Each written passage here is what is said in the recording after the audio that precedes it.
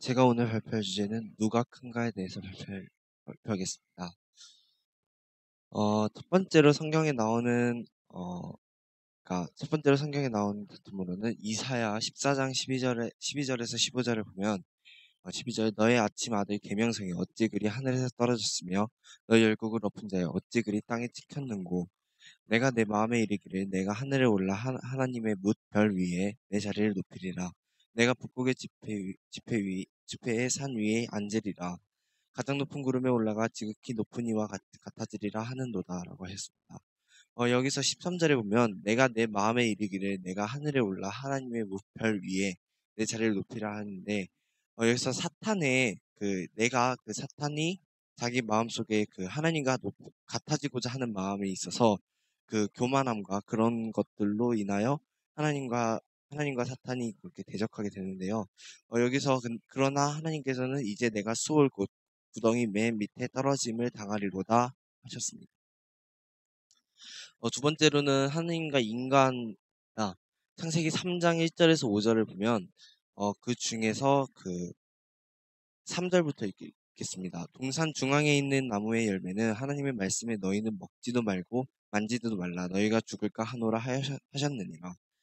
4절 뱀이 여자에게 이르되 너희가 결코 죽지 아니하리라. 너희가 그것을 먹는 날에는 너희 눈이 밝아져 하나님과 같이 되어 선악을 알 줄 하나님이 아심이니. 여자가 그 나무를 본즉 먹음직도 하고 보암직도 하고 지혜롭게 할 만큼 탐스럽기도 한 나무인지라.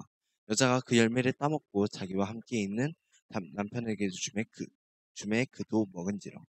어 물론 하나님께서 아담과 하와를 창조하셨을 때 동산 중앙에 있는 선악과는 따먹지 말라 하셨는데, 이때 즉 사탄이 와서 그러니까 하와를 먹어도 죽지 않고 하나님과 동등한 관계가 되리라라고 했을 때, 그 마음속에 아담과 하와의 마음속에는 하나님과 같아지고 싶었던 그런 욕망과 또한 교만함, 이런 것들이 있어 하나님께서는 어 하나님께서 에덴 동산에서 내쫓으셨다고 합니다. 두 번째로는 가인과 아벨인데요. 창세기 4장 1절에서 12절에 나옵니다. 그러니까 4절부터 읽겠습니다. 아벨은 자기도 양의 첫 새끼와 그 기름을 드렸더니 여호와께서 아벨과 그의 제물을 받으셨으나 가인과 그의 제물을 받지 아니하신지라. 가인이 몹시 분하여 안색이 변하니 여호와께서 가인에게 이르시되 내가 분하여 함은 어찌 됨이요 안색이 변함은 어찌 됨이냐. 내가 서늘함을 어찌 낯이 들지 못하냐. 성을 행하지 않으면 죄가 문에 엎드려 있느니라. 제가 너를 원하나 너는 죄를 다스리지다. 가인이 그의 아우 아벨에게 말하고 그들이 들에 있을 때 가인이 그의 아우 아벨을 쳐 죽이니라. 이제 아담과 하와가 선악과를 먹고 나서 이제 에덴 동산에서 퇴출당했을 때 그 뒤의 얘기인데요. 그러니까 세월이 지난 후에 가인과 아벨이 나왔는데, 가인과 아벨 둘 다 동시에 하나님께 제물을 바쳤는데, 하지만 하나님께서는 아벨의 제물을 받으셨지만 가인의 제물을 받지 않으셨어요. 그래서 그러니까 자기 동생의 제물을 받았으니까 물론 시기 질투하는 마음 이런 것도 있고, 시기 질투하는 마음이 있어서 동생을 여기서 죽였다고 하였습니다. 그래서 그 시기 질투 교만이 그 세상 첫 번째 살인으로 이어진 게 된 것이고요. 제 예를 들자면 제 동생과 저가 동생이 더 잘나고 나보다 잘나고 이럴 때 저는 동생을 향한 시기와 질투가 있습니다. 근데 그런 마음이 없어져야 한다는 것입니다. 다음은 아브라함과 롯입니다. 창세기 13장 1절에서 13절 말씀인데요. 8절, 9절, 10절, 11, 12절 있습니다. 아브라함이 롯에게 이르되 우리는 한 친족이라 너나 나나 내 목자나 서로 다투게 하지 말자. 내 앞에 온 땅이 있지 아니하냐. 나를 떠나가라. 내가 좌하면 나는 우하고 내가 우하면 나는 좌하리라. 이에 롯이 눈을 들어 요단 지역을 바라본즉 서해까지 온 땅이 물이 넉넉하니 여호와께서 소돔과 고모라를 멸망하시기 전이었으므로 여호와의 동산과 같고 애굽 땅과 같았더라. 그러므로 롯이 요단 온 지역을 택하고 동으로 옮기니 그들이 서로 떠난지라. 아브라함은 가나안 땅에 거주하였고 롯은 그 지역 도시들을 머물며 그 장막을 옮겨 소돔까지 이르렀더라. 소돔 사람은 여호와 앞에 악하며 큰 죄인이었더라. 아브라함과 롯은 그 그러니까 롯이 아브라함의 조카죠. 근데 이런 어쩌다가 롯의 양의 목자들과 아브라함의 목자들이 서로 어떤 한 지역에서 맞닥뜨리게 돼서 서로 다투게 됩니다. 그래서 아브라함이 롯을 배려하게 되죠. 그러니까 배려하게 되어서 그러니까 롯한테 아브라함이 내가 좌하면 나는 우하고 네가 우하면 나는 좌하겠다. 그러니까 네가 저쪽을 선택하면 나는 저쪽을 선택하고 이쪽을 선택하고 네가 이쪽을 선택하면 나는 저쪽을 선택하겠다. 이렇게 말했는데 그러니까 아브라함이 롯을 키워주고 이랬는데 근데 거기서 롯이 자기가 먼저 가고 싶은 것을 선점해서 간 거죠. 그런데 아브라함이 물론 이렇게 롯에게 뭐를 말해서 자기가 먼저 이쪽으로 가겠다, 좋은 땅으로 가겠다 할 수도 있었지만 아브라함은 어, 롯의 선택을 그대로 들어주고 자기는 롯의 반대 방향으로 옮겨지게 됩니다. 그러면서 롯은 점점 하나님께서 멸망시키실 소돔과 고모라 그쪽으로 계속 이동하게 되어 그러니까 죄를 점점 범하게 되는 것이죠. 다음은 야곱과 에서입니다. 창세기 25장 21절에서 34절 말씀에 있는데요. 25절, 26절 읽겠습니다. 먼저 나온 자는 붉고 전신이 털옷 같아서 이름을 에서라 하였고 후에 나온 아우는 손으로 에서의 발꿈치를 잡았으므로 그 이름을 야곱이라 하였으며 리브가가 그들을 낳을 때 이삭이 60세였더라. 자, 이제 그 전 내용이 뭐냐면 그러니까 에서는 사냥을 잘하고 야곱은 집안일, 그러니까 주방일을 좀 잘했어요. 그러다가 어느 날 여기 31, 32, 33절에 나오는 얘기인데요. 읽어보겠습니다. 야곱이 이르되 형의 30절부터 읽겠습니다. 야곱이 이르되 내가 피곤하니 그 붉은 것을 내가 먹게 하라 한지라. 그러므로 에서의 별명은 에돔이었더라. 야곱이 이르되 형의 장자의 명분을 오늘 내게 팔라. 에서가 이르되 내가 죽게 되었으니 이 장자의 명분이 내게 무엇이 유익하리요. 야곱이 이르되 오늘 내게 맹세하라. 에서가 맹세하고 장자의 명분을 야곱에게 한지라. 야곱이 떡과 팥죽을 에서에게 주매 에서가 먹고 마시고 일어나 갔으니 에서가 장자의 명분을 가볍게 여김이었더라. 그러니까 사냥을 마치고 온 에서가 너무 배가 고파서 야곱에게 팥죽을 좀 달라고 했더니 이때 야곱이 어 이때 야곱이 그냥 그러니까 형의 장자의 명분을 내게 달라. 팥죽을 줄 테니 나에게 장자의 명분을 달라라고 했는데 그때 에서가 그냥 그걸 줘버렸어요. 여기서 하나님께서 물론 야곱에게 나중에 후에는 그러니까 이런 축복들을 받으리라 하셨는데 그것을 야곱이 기다리지 못하고 에서에게 뺏어간 거죠. 그리고 창세기 27장 41절 45절을 보면 그의 아버지가 야곱에게 축복한 그 축복으로 말미암아 에서가 야곱을 미워하여 심중에 이르기를 아버지를 곡할 때가 가까웠은즉 내가 내 아우 야곱을 죽이라 하였더니 맏아들에서 맏아들 에서의 이 말이 리브가에게 들리매 이에 사람을 보내어 작은 아들 야곱을 불러 그에게 이르되 내 형 에서가 너를 죽여 그 한을 풀려 하니 요 앞에 내용이 뭐냐면요. 그 후에 이게 장자의 명분을 팔고 나서 그 후에 이삭이 이제 죽을 때가 다 됐을 때 장자 그러니까 에서를 불러서 축복을 하려 했어요. 근데 그것을 그러니까 리브가 엄마가 듣고 그러니까 야곱에게 그것을 해서 자기 보고 야곱이 축복을 받게 한 거죠. 거기서 에서는 그것이 너무 분하고 질투나고 시기하여서 그 앞에 그 가인과 아벨처럼 동생을 죽이려고 합니다. 근데 리브가가 야곱을 도망치게 하는 것이죠. 다음은 요셉과 요셉의 형들인데요. 창세기 37장 1절에서 5절에 나와 있습니다. 2절부터 읽겠습니다. 야곱의 족보는 이러하라. 요셉이 17세의 소년으로 그의 형들과 함께 양을 칠 때 그의 아버지의 아내 빌하와 실바의 아들들과 더불어 있었더니 그가 그들의 잘못을 아버지에게 말하더라. 어, 5절 읽겠습니다. 요셉이 꿈을 꾸고 자기 형들에게 말하며 그들이 그를 더욱 미워하였더라.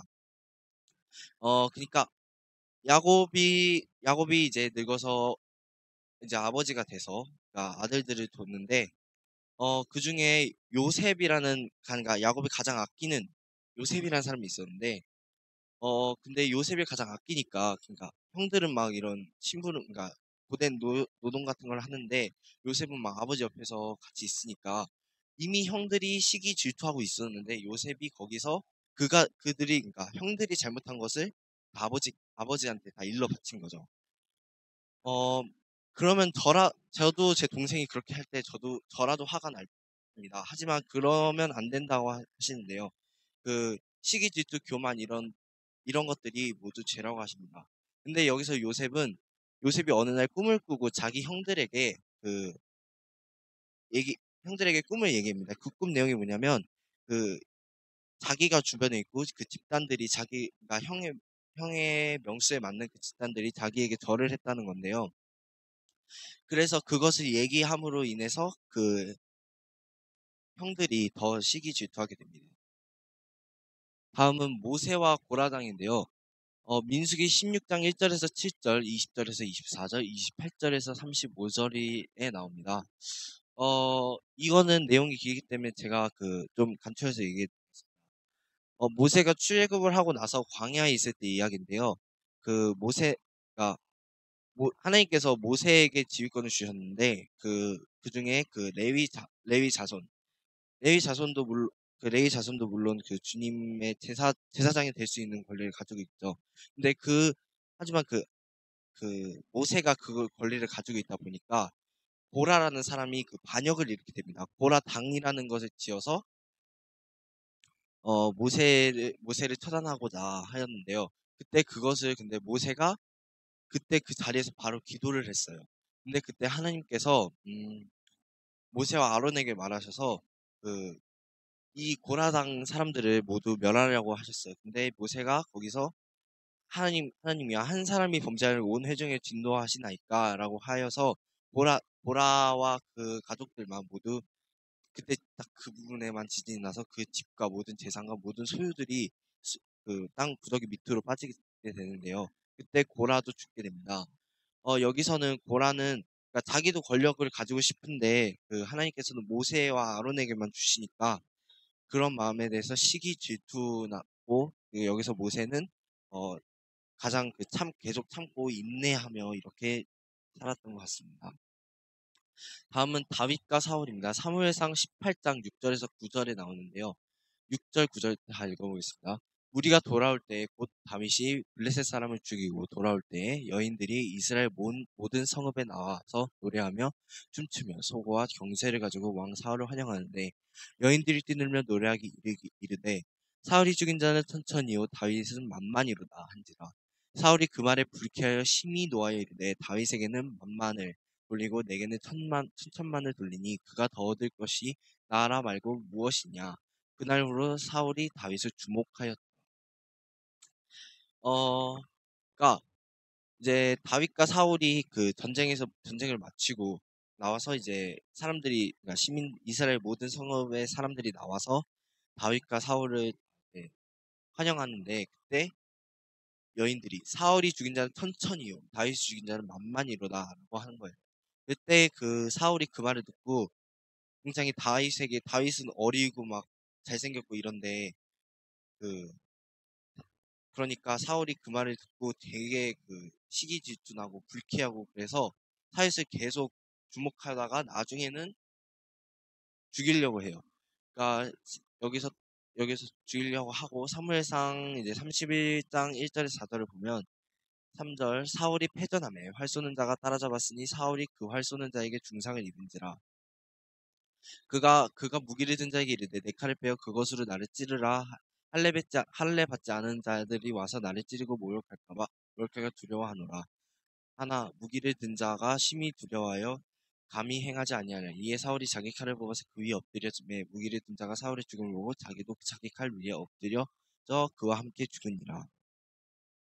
사울과 그의 세 아들과 무기 든 자와 그의 모든 사람들이 다 그날에 함께 죽었다.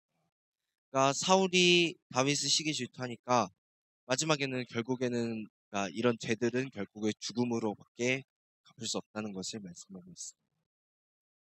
이제 신약에 나와서 예수님의 가르침입니다. 마가복음 9장 30절에서 50절 말씀인데요. 어, 31절, 9장 31절 읽겠습니다. 이는 제자들이 가르치며 또 인자가 사람들의 손에 넘겨져 죽임을 당하고 죽은 지 3일 만에 살아나는 것을 말씀하셨기 때문이더라. 그러나 제자들은 이 말씀을 깨닫지 못하고 묻기도 두려워하더라. 34절 그들이 잠잠하니 이는 그 일에서 누가 서로 크냐 논쟁하였습니다. 어, 이때 그 31절에서 예수님이 그 제자들에게 어떤 인자가 3일 만에 그러니까 사람들 손에서 죽임을 당하고 3일 만에 부활할 것이라고 제자들에게 미리 말씀을 하셨어요. 그러니까 자기가 죽고 그러니까 사람들에게 죽고 3일 만에 다시 부활할 것이라고 제자들에게 얘기했는데 그것을 제자들이 깨닫지 못하고 심지어는 자기들이 그러니까 누가 천국에서 누가 그러니까 자기가 제자들 중에 누가 1순위인가 이거를 논쟁하고 있었던 거죠. 그때 예수님께서 그것을 들으시고 열두 제자를 불러 이르시되 누구든지 첫째가 되고자 하면 무사람의 끝이 되며 무사람을 섬기는 자가 되어야 하리라 하시고 그러니까 예수님께서는 누구든지 그러니까 첫째가 되고 누가 제일 크고 싶으면 가장 밑에 있는 사람부터 챙기고 밑에를 섬기면서 살아가야 된다고 말씀하고 계십니다. 41절 누구든지 너희가 그리스도에게 속한 자라 하여 물 한 그릇이라 주면 내가 진실로 너희에게 이르노니 그가 결코 상을 잃지 아니하리라. 또 누구든지 나를 믿는 이 작은 자들 중에 하나를 시축하게 하면 차라리 연자 맷돌에 그 목을 메어 바다에 던져지는 것이 나으리라. 만일 내 손이 너를 범죄하거든 찍어버리라. 장애인으로 영생에 들어가는 것이 두 손을 가지고 지옥 곧 꺼지지 않는 불에 들어가는 것보다 나으리라.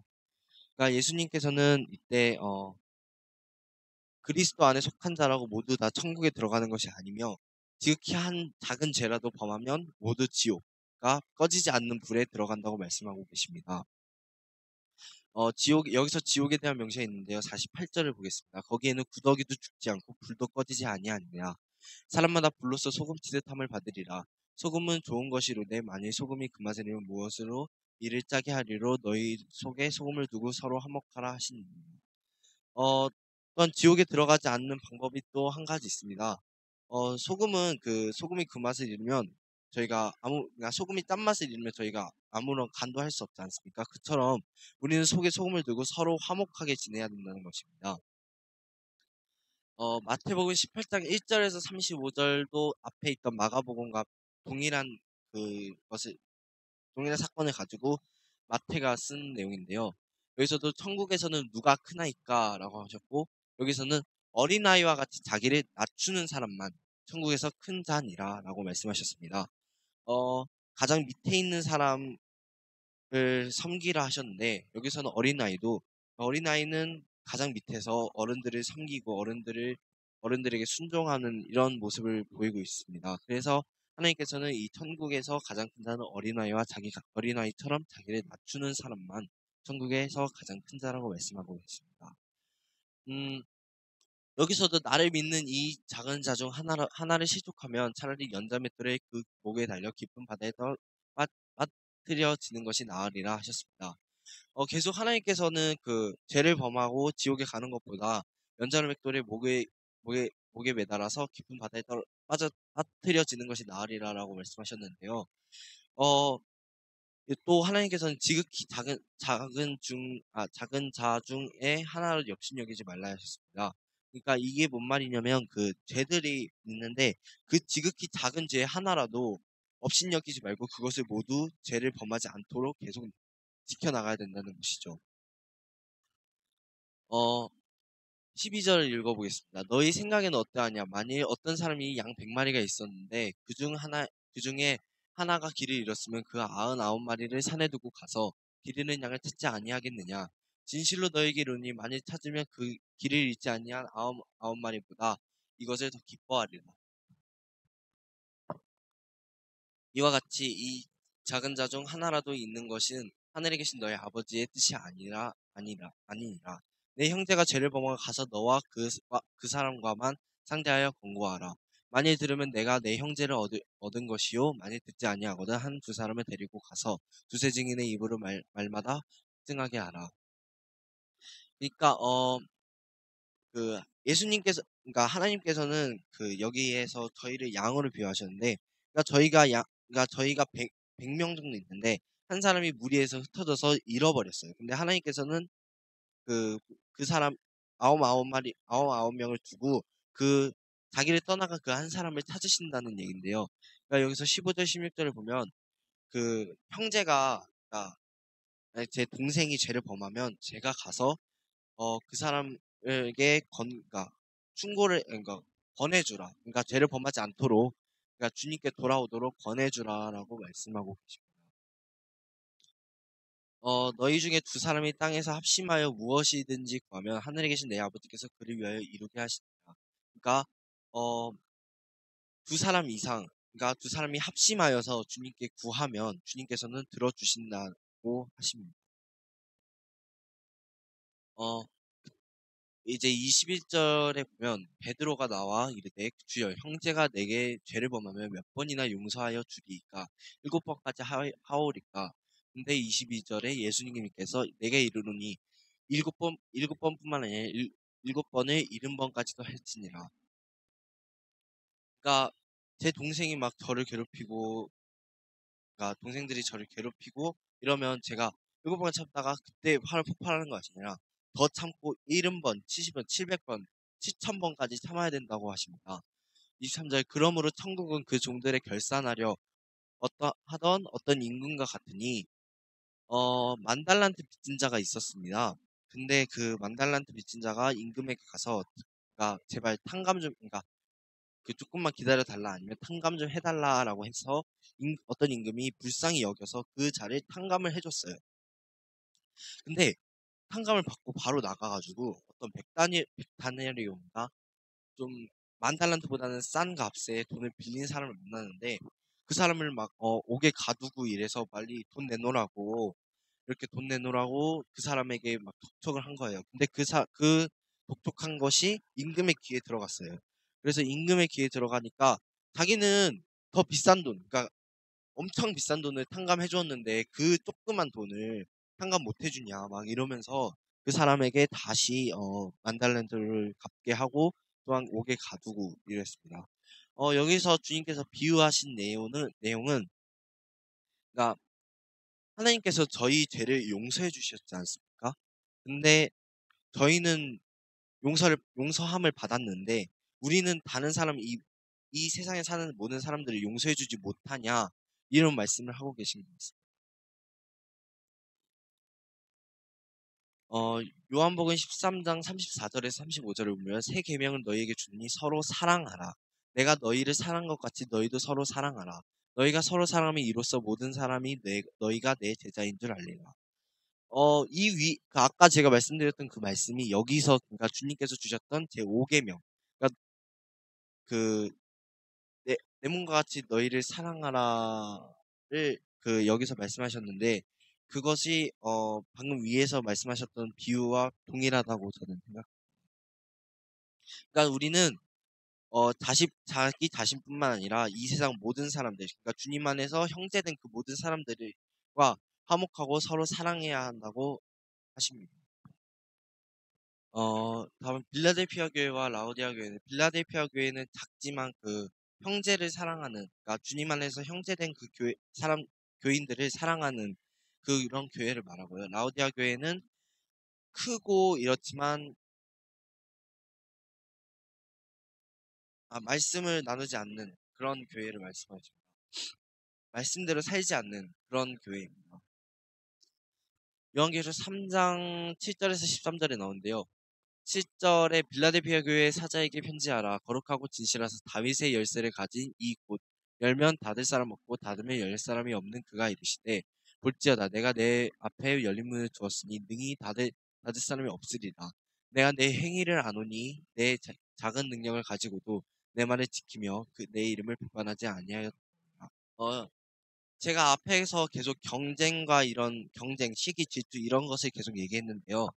어, 이런 빌라델피아 교회처럼 살면 그 10절에 내가 또한 너를 지켜 시험 때를 면하게 하리니 이는 장차 온 세상에 임하여 땅에 거느 자가 거하는 자들을 시험할 때라.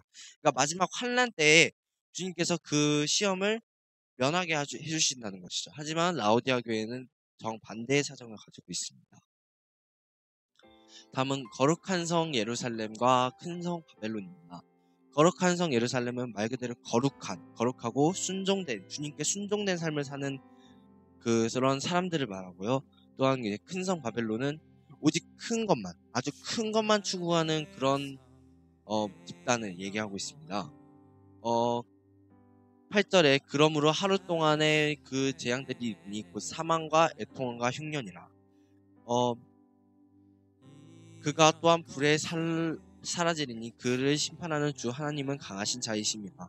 그와 함께 음행하고 사치하던 땅의 왕들이 그가 불타는 연기를 보고 위하여 울고 가슴을 치며 그의 고통을 무서워하여 멀리 서서 이르되 화 있도다 큰성 경관사 바벨론이여 한 시간에 내 심판이 이르렀다 하리로. 결국 큰 성 바벨론, 오직 큰 것만 추구하고 추구하는 사람들은 당연히 죄를 범하게 돼 있죠.